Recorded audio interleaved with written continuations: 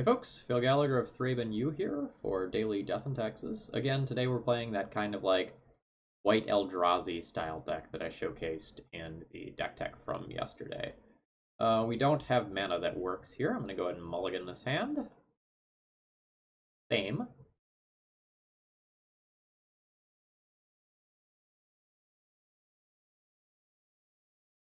While my opponent's thinking, I'm just going to flash the deck list on screen real quick. This is what we're looking at.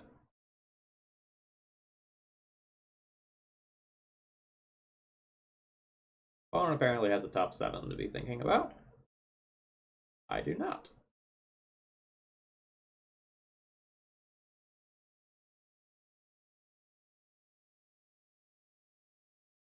Four.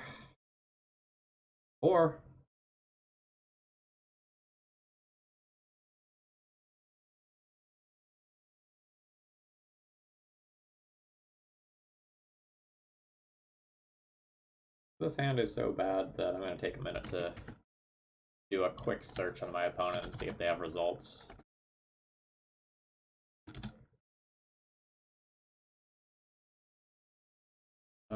They have vintage results where they play blue decks,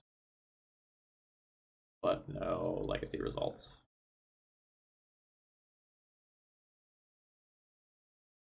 I'm not keeping this.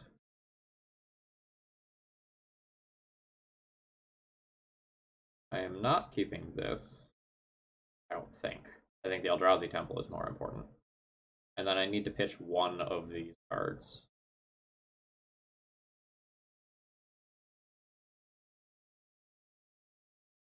Ugh. Arbiter and Chalice provide the highest free win potential. I should probably keep those two.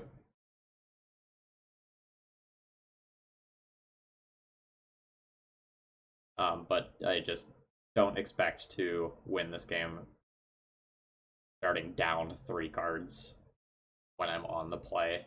So it's really like I'm down 4 cards.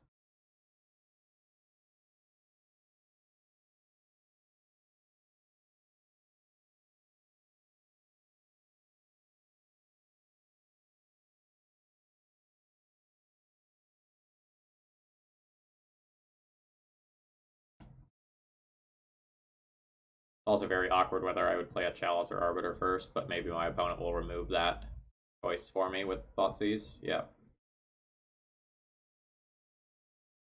Alright, looks to be a good game with no decisions.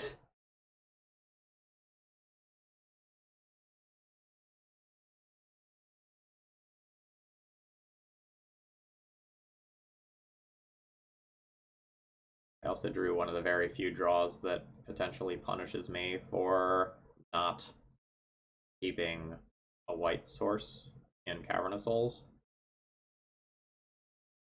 Looks like we're playing against Ant. That's a very good draw. Do it pre-combat? Feels like I do it pre-combat.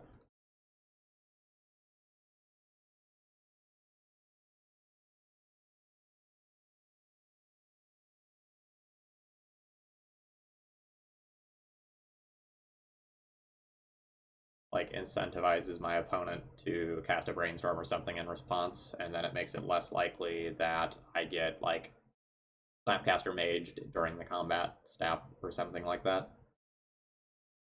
Not that I really think that my opponent is going to have Snapcaster Mage or anything, but you know, good play habits.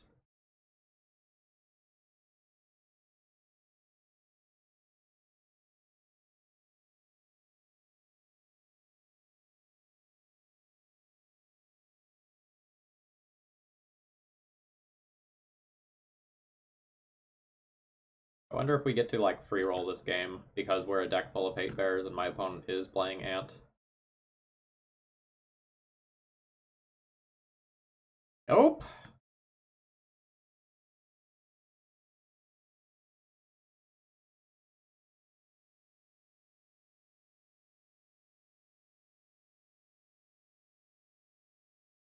How good is this Leon and Arbiter? I like legitimately have no idea.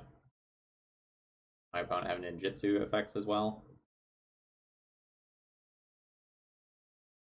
They do.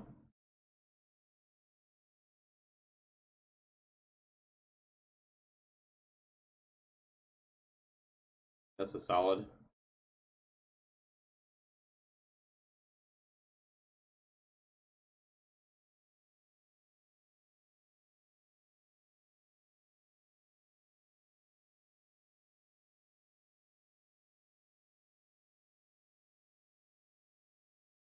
I think I probably lose this one at this point. Like, I'm like technically ahead right now, but like my opponent can very easily like trade with this thing in combat or jump block or put in another thing that will start drawing cards.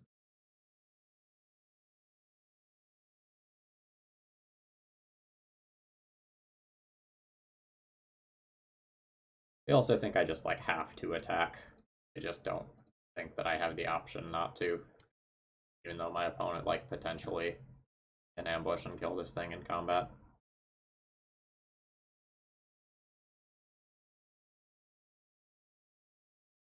I can do a Chalice on 0, which probably doesn't matter. A Chalice on 1 also probably doesn't matter, but I'm never casting a Chalice on 2 this game.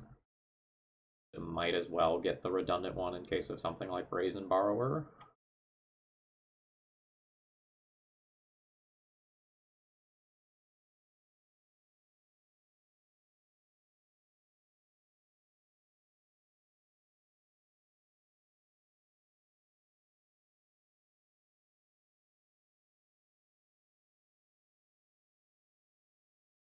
Something like Yuriko is bad. Yeah.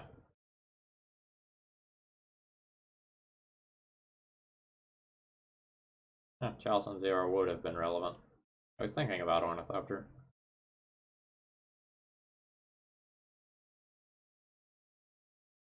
Annoying.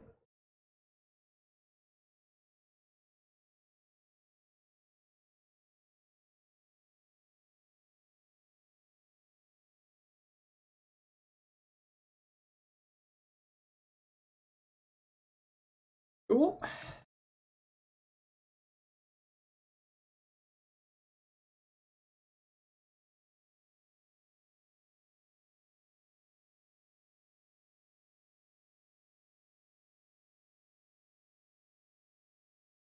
Yep.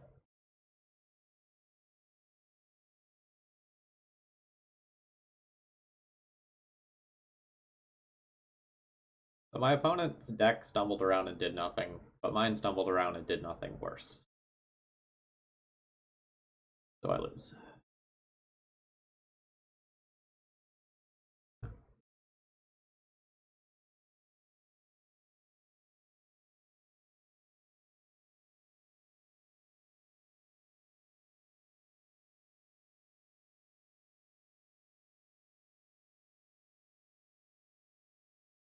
Oh, my opponent just probably puts in another ninja, and then I just lose to Yuriko triggers on the spot.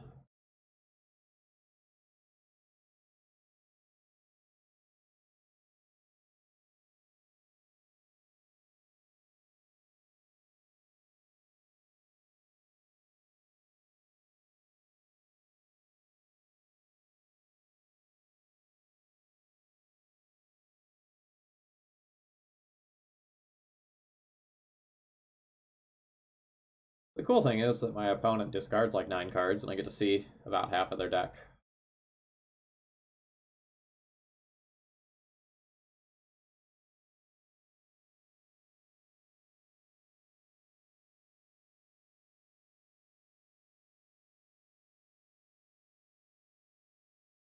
Funny thing here is that if I put this Chalice on 0, I sneak in 2 points of damage on the previous turn, and then a Soul Land leaves me potentially with lethal. So like maybe I lose this game for not putting a Chalice on 0 to play around Ornithopter since my opponent drew 3 of them. Oops.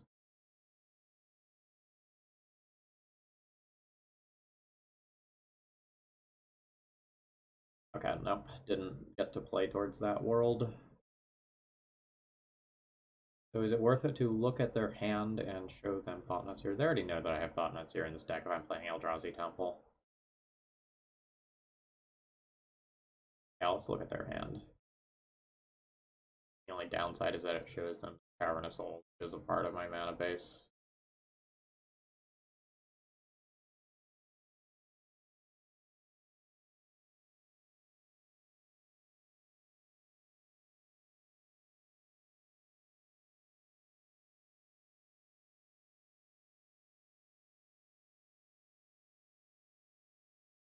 nothing other than kind of what I was expecting here.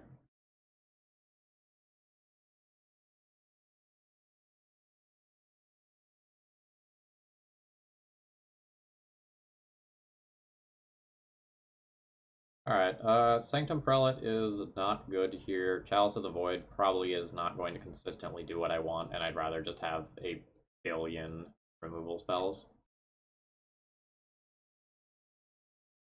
Containment Priest is good against ninjutsu, assuming that it's down first? I think. Actually, not 100% on that ruling. Alright, so those are out for sure. Need to cut 2 more cards. Arbiter is not particularly good. Thalia is not particularly good. Palace Jailers are weird.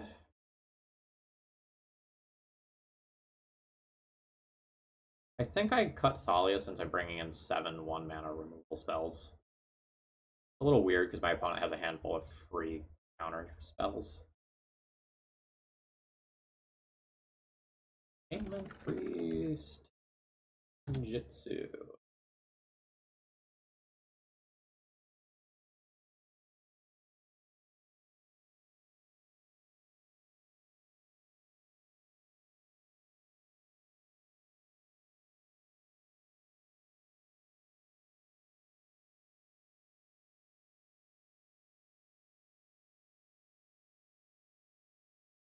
I'm going to go with my gut and say that it works.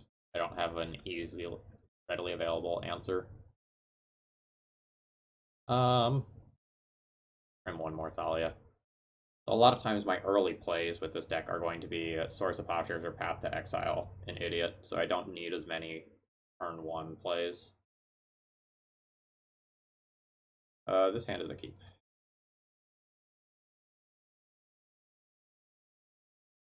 This is a weird keep, though. Eldrazi Displacer is colorless, so I can't Chrome Mox it for white. So that means I'm Chrome Moxing either Leonin Arbiter or Path to Exile.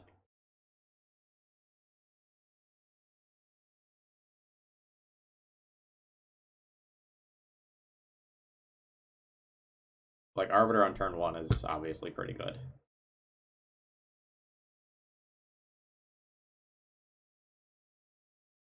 But is that worth giving up Path to Exile versus the stupid ninja deck? Probably not. Like, it only impacts my opponent's fetch lands, and my opponent knows to play around it.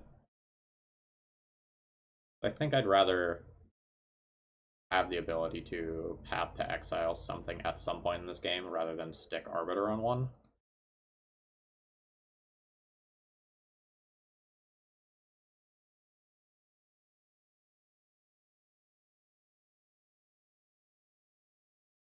It also seems like Eldrazi Displacer will be kind of stupid annoying versus this deck.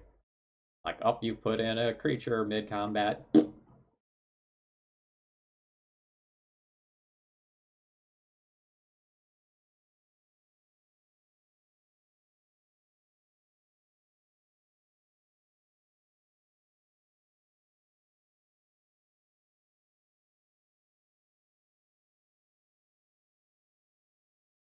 Uncounterable Thought-Knot Seer is probably very good. Do that.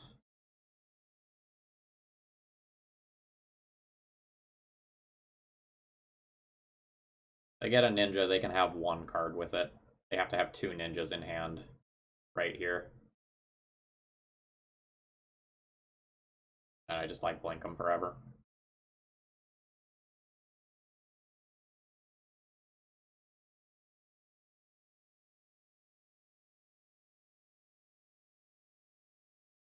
Honestly, Plague Engineer is the most threatening thing that's in their hand right now.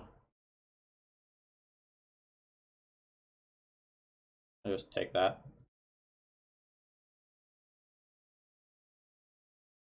Like, that's the thing that answers one of my creatures.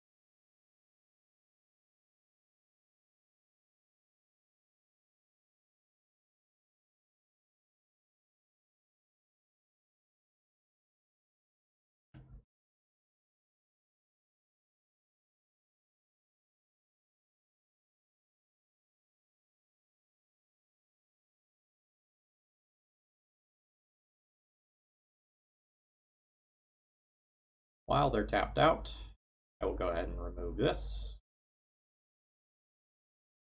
You don't want to lose that card to Spellstrutter Sprite.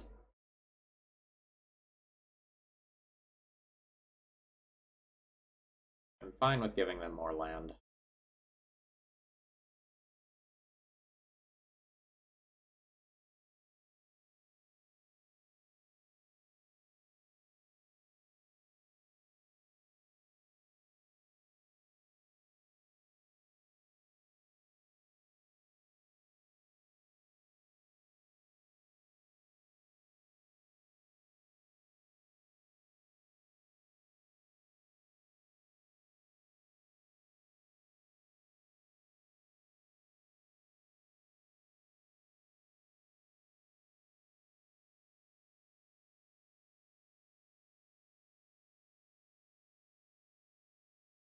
I think I wait and see if they attack and ninjutsu something, and then I tap it down with Eldrazi Displacer. I'm fine with them cheating the mana cost of one of their creatures, because all that matters is that I get 2 attack steps in, and they can't close out the game quickly enough with Eldrazi Displacer in play. I can save Thought-Knots here from a removal spell. I can't save Displacer from a removal spell.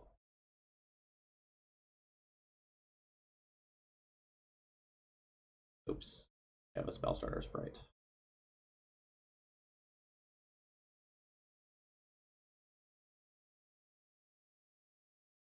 Yeah, that's fine.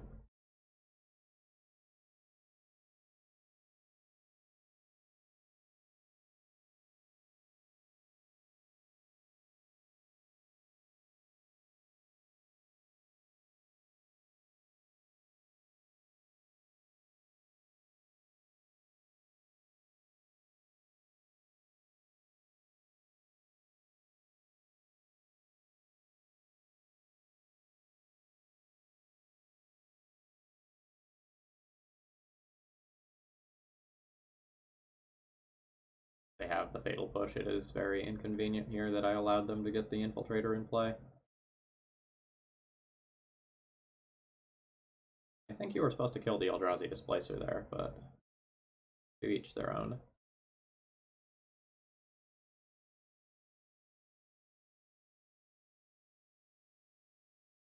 I don't know if my opponent blocks here. I don't think I'm going to use my mana on my own turn.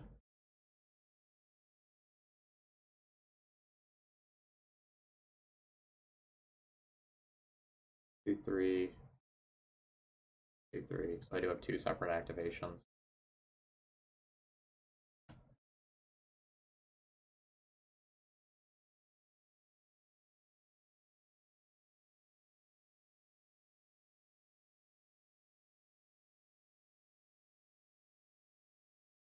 I just need them to whiff on removal spells. They can have counter spells all they want.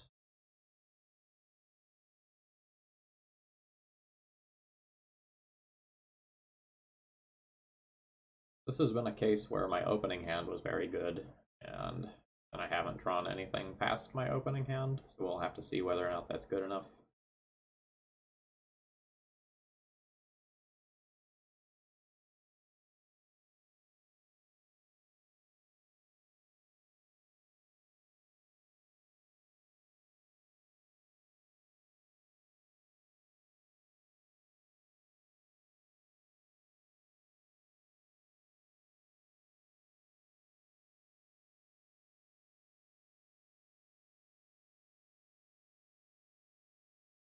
Seems very strange to do this to an Ornithopter, but that is what it is.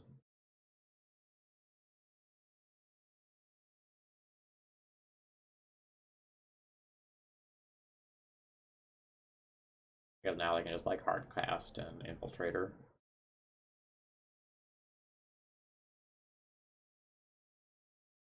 They have a fairy that they're holding up.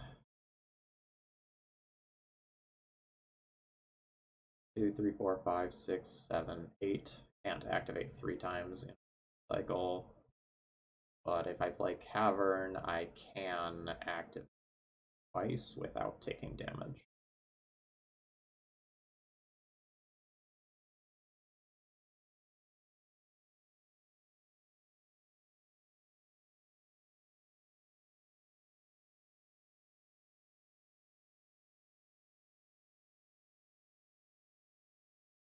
Alright. So now just need to not die. Well, and by die I mean not have Eldrazi Displacer die. That's devastating, if I'm being honest. Because that means that my opponent probably gets to draw 2 new cards. Maybe 3. In this instance, that definitely counts as a removal spell. Any other threat is so insane on this board, though. Like, even with my opponent having a stronger board presence.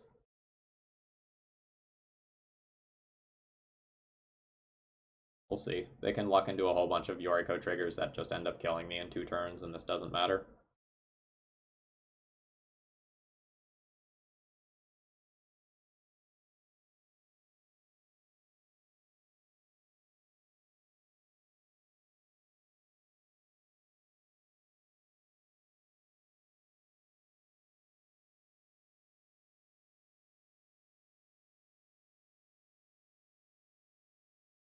Alright, let's just draw a Reality Smasher for the kill, please. Give me some justice.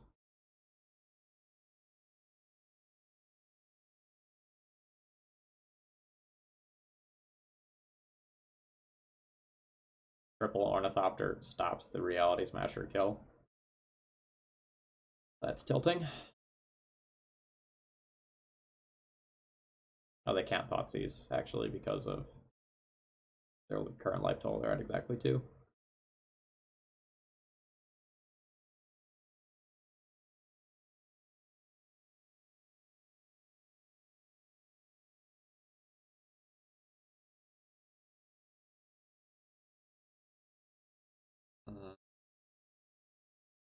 So this gets weird.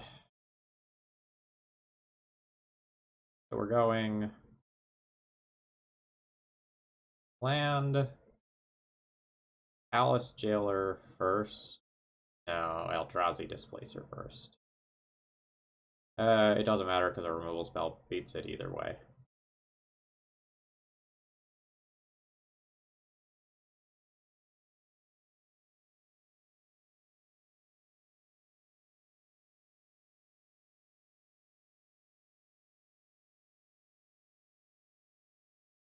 I have 1, 2, 3, 4 with 2 available, so I also don't get to blink.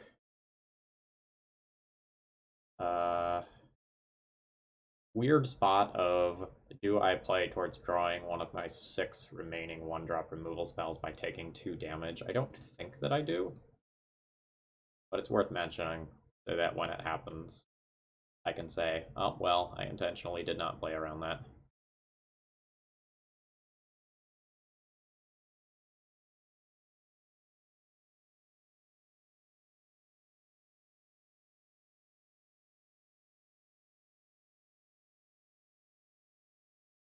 Yuriko represents the most damage by a lot, so we're going to remove her. It's just awkward that she's legendary, so if our opponent has another, they get to just like put it in, and there's nothing I can do about it.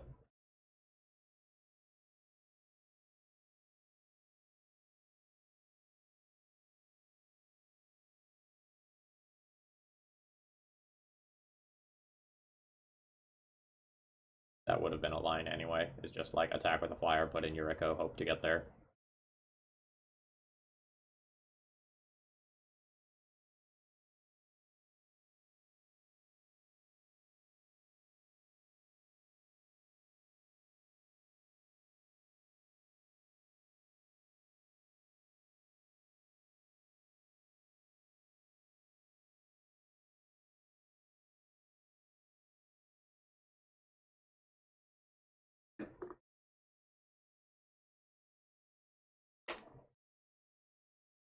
Cool. Like I probably lose to that.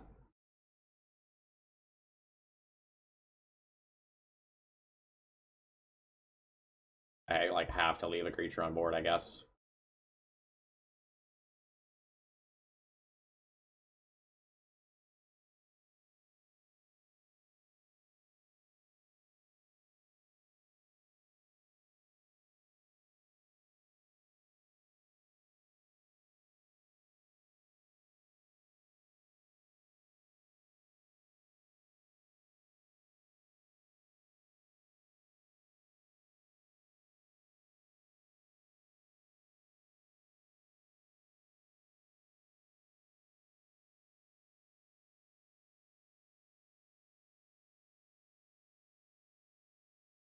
My draws this round have been really frustrating. I've made almost no actual decisions.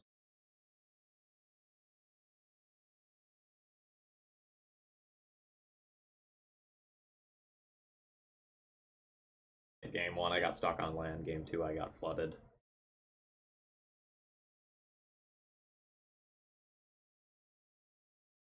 Yep. Alright, we're done. Let's try again tomorrow.